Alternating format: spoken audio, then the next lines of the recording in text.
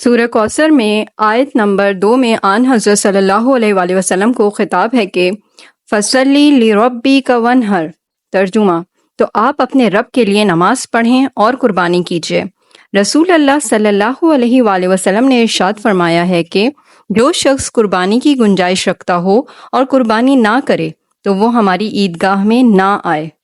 اس حدیث شریف سے کس قدر ناراضی معلوم ہوتی ہے ان لوگوں سے جو کہ باوجود واجب ہونے کے قربانی ترک کرتے ہیں۔ کیا اس بات کو سن کر بھی وہ لوگ بیدار نہ ہوں گے؟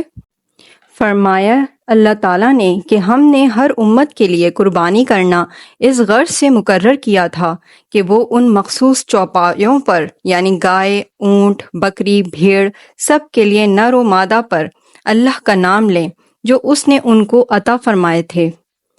پس قربانی 12 چیزوں کی جائز ہے: گائے، بیل، بھینس، بھینسا، اونٹ، اونٹنی، بکرا، بکری، بھیڑ، مینڈھا، دمبا، دمبی۔ ان کے سوا کسی اور کی قربانی جائز نہیں ہے۔ اور قربانی کے اونٹ اور گائے کو ہم نے اللہ کے دین کی یادگار بنایا ہے کہ ان کی قربانی سے اللہ تعالیٰ کی عظمت اور دین کی رفعت ظاہر ہوتی ہے۔ اور اس حکمت کے علاوہ ان جانوروں میں تمہارے اور بھی فائدے ہیں، مثلاً دنیاوی فائدہ کھانا اور کھلانا اور اخروی فائدہ ثواب ہے۔ بعض لوگوں کا یہ کہنا ہے کہ حضور اکرم صلی اللہ علیہ وآلہ وسلم نے گائے کا گوشت کھانے سے منع فرمایا ہے، اس کی وجہ یہ نہیں ہے کہ اس کا گوشت شرعاً ناپسند ہے، بلکہ اس کی وجہ یہ تھی کہ اہل عرب کو باوجہ خشک ملک ہونے کے موافق نہیں۔ اللہ تعالیٰ کے پاس نہ ان کا گوشت پہنچتا ہے اور نہ ان کا خون، لیکن اس کے پاس تمہارا تقوی اور اخلاص پہنچتا ہے۔ اسی طرح اللہ تعالیٰ نے ان چوپایوں کو تمہارا زیر حکم کر دیا تاکہ تم اس بات پر اللہ کی برتری بیان کرو کہ اس نے تم کو یہ توفیق دی، اور اے پیغمبر صلی اللہ علیہ وآلہ وسلم اخلاص والوں کو خوشخبری سنا دیجئے۔ سورہ حج۔ اخلاص کے یہ معنی ہیں کہ خاص حق تعالیٰ کو خوش کرنے اور اس سے ثواب حاصل کرنے کی نیت ہو، کوئی دنیا کی غرض شامل نہ ہو۔ احادیث: حضرت عائشہ رضی اللہ تعالی عنہا سے روایت ہے کہ رسول اللہ صلی اللہ علیہ وآلہ وسلم نے فرمایا کہ قربانی کے دن میں آدمی کا کوئی عمل اللہ تعالیٰ کے نزدیک قربانی کرنے سے زیادہ پیارا نہیں، اور قربانی کا جانور قیامت کے دن ماں اپنے سینگوں اور اپنے بالوں اور کھروں کے حاضر ہوگا، یعنی ان سب چیزوں کے بدلے ثواب ملے گا، اور قربانی کا خون زمین پر گرنے سے پہلے اللہ تعالیٰ کے ہاں ایک خاص درجے میں پہنچ جاتا ہے۔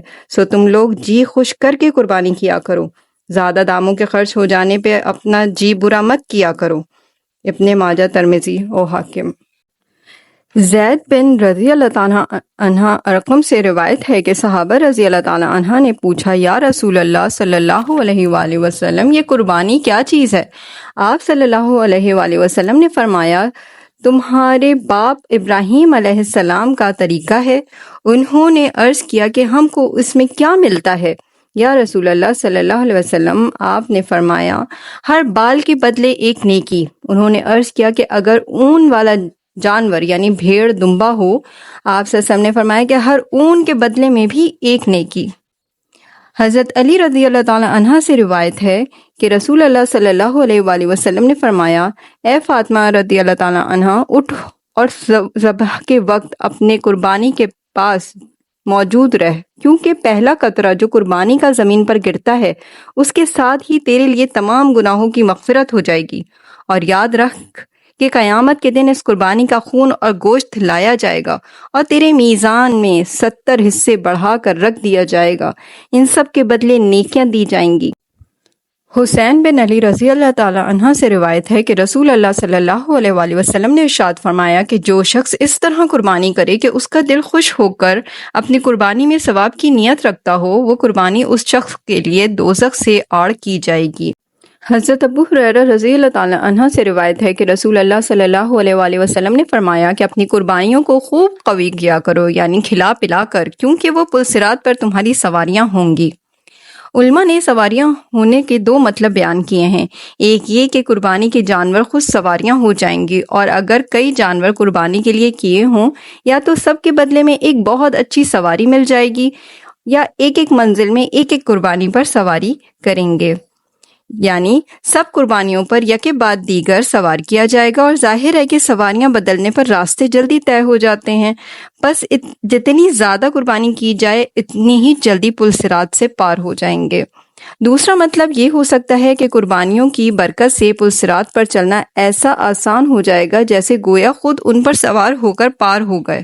اب یہ بات کہ ہاؤس وائف کو قربانی کرنا چاہیے یا نہیں، تو بہت سی ریسرچ اور بیانات سننے کے بعد یہ بات سمجھ میں آئی ہے کہ اگر آپ کے شوہر آپ کے نام سے بھی قربانی کرتے ہیں، الگ سے کوئی جانور، بکرا، دمبا وغیرہ، یا پھر کسی گائے میں حصہ ڈالتے ہیں، تو پھر آپ کے اوپر واجب نہیں، لیکن اگر آپ کو پاکٹ منی یعنی جیب خرچ ملتا ہے کہ اس میں سے ضرورت کے بعد بھی بچ جاتے ہیں پیسے، یا آپ کے پاس کسی اور ذرائع سے خود کی ذاتی سیونگ موجود ہے جو کہ آپ کی ضرورت سے ایکسٹرا ہے، چاہے کیش ہو یا گولڈ یا پرائز بانڈ یا کچھ بھی، تو پھر آپ پر لازم ہے کہ آپ خود قربانی کر لیں۔ اگر آپ کے شوہر نہیں کر رہے ہیں آپ کے نام کی، تو آپ خود کر لیجئے۔ قربانی کی تاکید و فضیلت ویڈیو کے سٹارٹ میں بہت تفصیل سے بیان کر دی گئی ہے۔ امید ہے آپ کو میری یہ ویڈیو، یہ کاوش پسند آئی ہوگی۔ مزید اس طرح کی ویڈیوز کے لیے اور میری حوصلہ افزائی کے لیے ویڈیو کو لازمی لائک کر دیجئے اور چینل کو سبسکرائب کر دیجئے۔ شکریہ۔